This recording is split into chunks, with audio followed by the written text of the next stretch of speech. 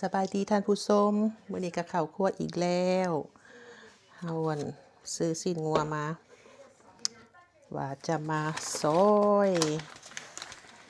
ไปซื้อสิ้นงัวอยู่ห้านครึ่งกิโลเนาะมื้อนี้เฮาสิมาเฮ็ดเมนู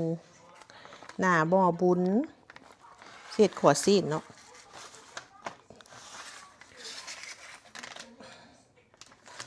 ขัวสิ้นเฮ็ดหน้าหม้อบุญกินอากาศร้อนซอกแนวเย็นๆกิน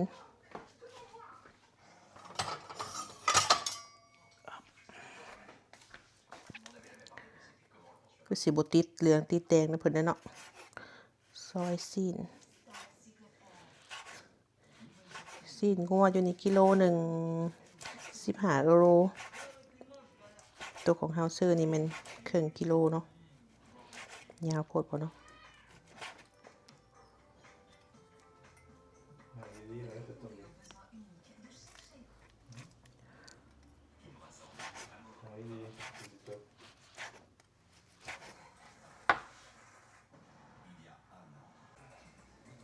สิ้นงัวก็จืดพี่น้อง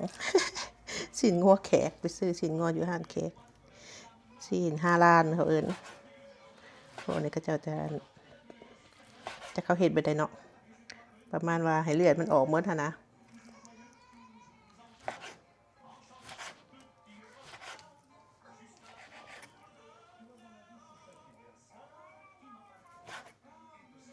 แซ่บคือกันอยู่บ่ก็แซ่บผัวข่อยว่าแซ่บอยู่เนาะเพิ่นว่าแซ่บคือรสชาติคือกันกับเฝือเพิ่นว่ากับมันสิ้นงัวทั่วไปน่ะเนาะขาวๆจืดๆเนาะสิ้นเพิ่นก็ได้ จะเขาจะไปเฮ็ดวิธีแบบใดเนาะโดดเลือดออกจนเบิดบ่ บ่แดงบ่สดเลยขาวจนแหลนอยู่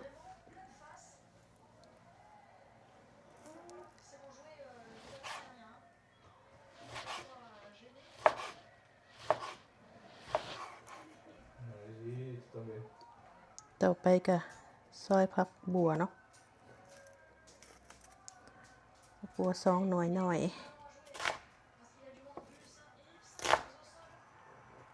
ตัดแบบใดก็ได้เด้อคันมักสี่เหลี่ยมก็ตัดสี่เหลี่ยมคันมักเป็นซอยน้อยก็เก็บซอยน้อยนี่เฮาก็สิมาใส่เครื่องปรุงเฮาเนาะเริ่มจากเกลือใส่ไปเลยบ่ได้กะใส่บวงเด้อสิดเอาแล้วก็ซีมาตำหลังแป้งนัวน้อยนึงโอ้ใส่หลายโพดก็พริกไทยเนาะพริกไทยเฮาบดเอาเองใส่เอาหลายน้อยนึงแล้วก็น้ำมันหอยน้อยนึงอันนี้มันข่อยกะได้แล้วเนาะว่าซำใดซำบวงหนึ่งบ่ซั่นโอ้สิหมดแล้วบ่นี่น้ำร้อนยังอยู่กะเอาได้ก็เลยบ่ต้องพองใส่บวงแล้วก็น้ำปลาเนาะใส่น้อยนึงก่อนให้มันจืดแล้วจังใส่ตำหลังแต่ก่อนข่อยบ่ได้เอื้อไว้แบบนี้เนาะเพราะว่าเวลาเฮาคั่วแล้วเฮาใส่ตำหลังหั่นนะแต่บัดนี้มันบ่ทันสิมันสุกก่อนก็เลยมามื้อนี้ก็สิเลยลองเอื้อเบิ่ง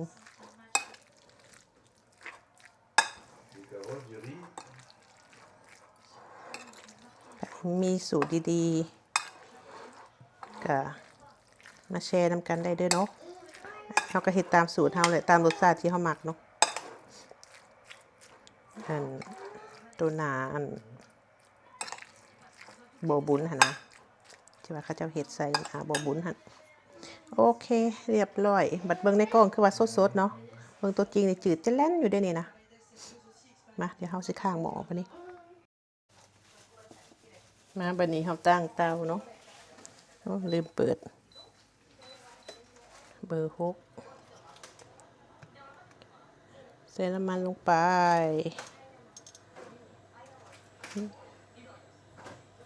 อเค ปลาให้หมอห่อน้อยนึงก่อนเนาะเราจะพัดโอเคเตาเขามันเป็นเตาไฟฟ้าเนาะตั้งบนเดียวกับห่อนโอเคเขาสีลงหัวผักบัวก่อนเนาะ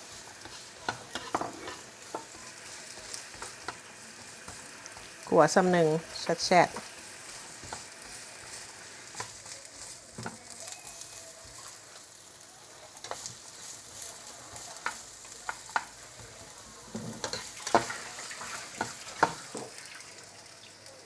ไปคือบชาติเนาะ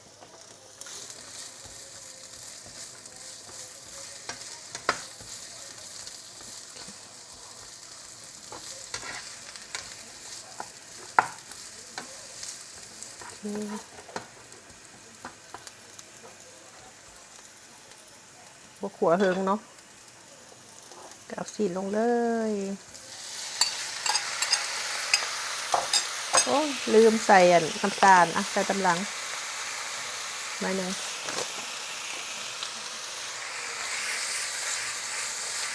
ก็ขัวเนาะ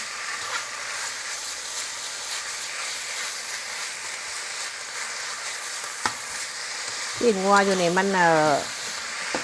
บ่หยาบเนาะมันสีนพลอยนะเรามีแต่ขัวไฟแห้งชาติบุดหนึ่งแล้วก็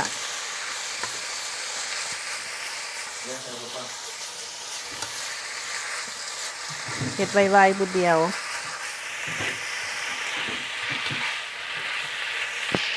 เอาลูก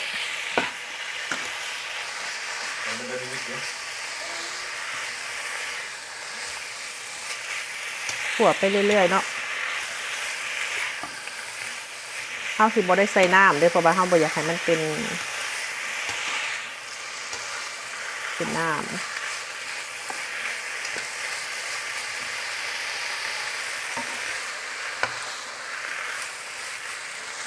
เก็บถั่วแห้งๆค่ะนะ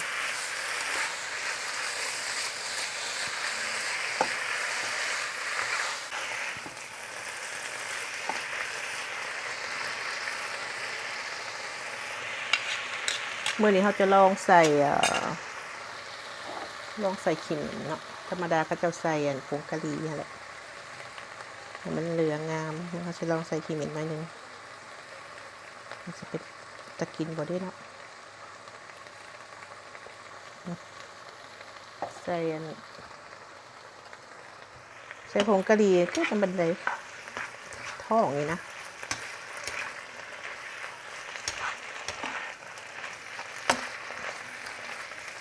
สีก็งามคือกันเนาะใส่น้อยหนึ่งเนี่ยผงขี้เหม็นเขาซื้อมาว่าเขาซื้อมาเห็ดบันแซวยังบริเห็ดทับปนี่น้ำบริหน้ามันก็ออกมาเองเนาะเขาไม่จำเป็นต้องใส่ก็ได้สีงาม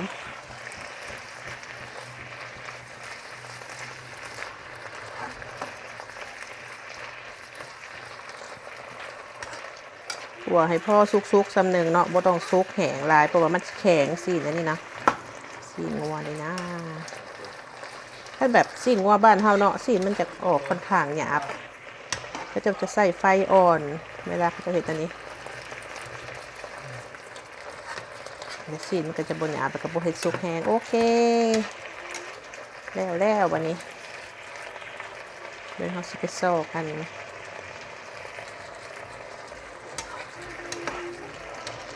ใส่ใบผักบัวบอกว่าบ่จือแต่ว่าสำเนียก็ได้แล้วเนาะนี้เรียบร้อย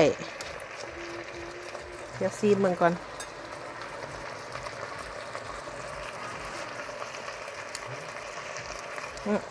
รสชาติเค็มพอดีแต่ว่าสิตื่มน้ำปลาอีกน้อยหนึ่งเนาะเพราะว่าเวลาเขาใส่กระป๋อบุญค่ะนะโอ้หมดก่อนแล้วมันสิแข็งแล้วกินกระป๋อบุญค่ะนะมันจะมีรสชาติตื่มใส่ตื่มเรียบร้อยโอ้งามมารีใส่ขี้หมิ่นสงสัยสูตรนี้ใส่ขี้หมิ่นเนาะพี่น้อง โอ้ก็เป็นอายขอโทษเด้อเป็นอายถือกล้องงามเนาะรสชาติก็โอเคบ่คิวเนาะขี้เหม็นนะแล้วก็เฮ็ดให้สีเหลืองงามใส่แทนผงกะหรี่ได้เลยเรียบร้อยนี่เอามาซีนเบิ่งซีนเขาเนาะนี่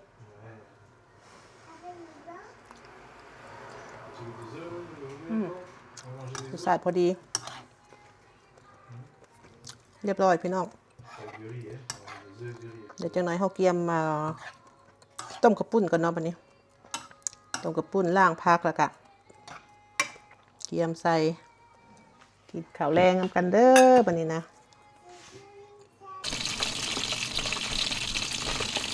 โ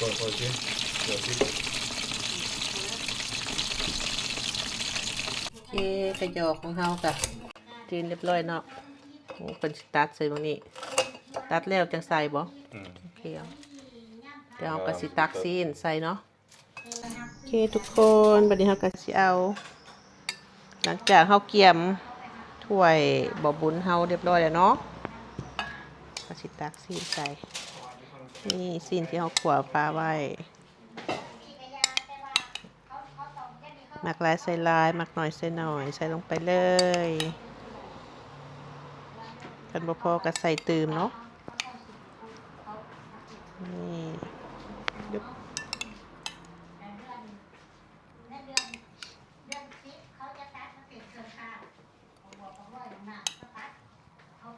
ว้าวเห็ดกินเองใส่ตามใจเลยหมักหลายใส่หลายมาบัดนี้เดี๋ยวเฮา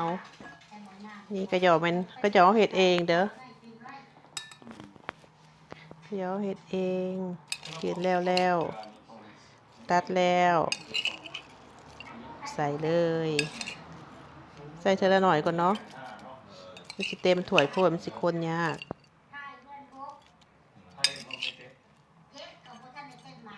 กุละ4 ก้อนเห็ดก้อนใหญ่ได้นี่นะโอเคเหลือน้อยหนึ่งว้าวแล้วก็สุดท้ายก็แม่น้ำซอสเราปรุงเรียบร้อยเนาะแล้วก็มีหมักเพชรอยู่นี่เนาะบริตัดใส่เดี๋ยวใส่ตำหลังเอาใส่น้ำซอสลงไป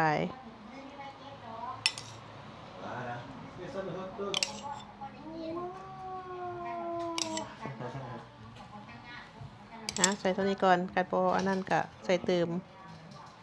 โอเคทุกคนมาฮอดตอนนี้ก็บ่บุญของเฮาก็สำเร็จเรียบร้อยแล้วเนาะบัดนี้เฮาก็สิกินข้าวก่อนเด้อขอบใจทุกคนที่เข้ามาเบิ่งมาชมเนาะมีโอกาสก็มาร่วมกินนำพวกเฮาเด้อเอาตัวใดตัวนี้หรือตัวนั้นเอา